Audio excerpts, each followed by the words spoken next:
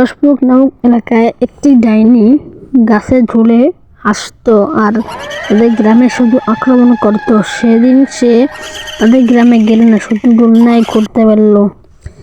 একদিন তাদের গ্রামেতে সে শাকচুন্নিতে আক্রমণ করলো। আজকে আমি এখানে কি মানুষ মেরে ফেলছি, খুব আনন্দ পাচ্ছি। তারপর দিন আবার তাদের গ্রামে চলে আসলো। একজন লোক তাকে দেখে বলল, গ্রামে শাকচুন্নি আক্রমণ করতেছে, পালাও। গো, বাইরে এত কথা হচ্ছে কিসের? চল তো দেখে আসি। চলো তাহলে যাওয়া যাক।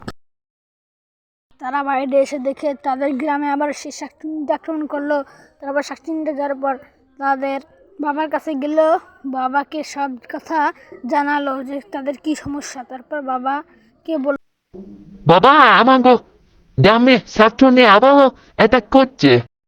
আচ্ছা ঠিক আছে, আমি তাদের ব্যবস্থা করছি। আমি আমার ভাইকে পাঠিয়ে দিচ্ছি তাদের সমস্যা, তারপর সেই রানীকে সেই ব্যবস্থা করবে। ঠিক আছে, তাহলে তোরা এবারকার মতো এখান থেকে চলে যা, আমি আমার ভাইকে পাঠিয়ে দিচ্ছি। ঠিক আছে?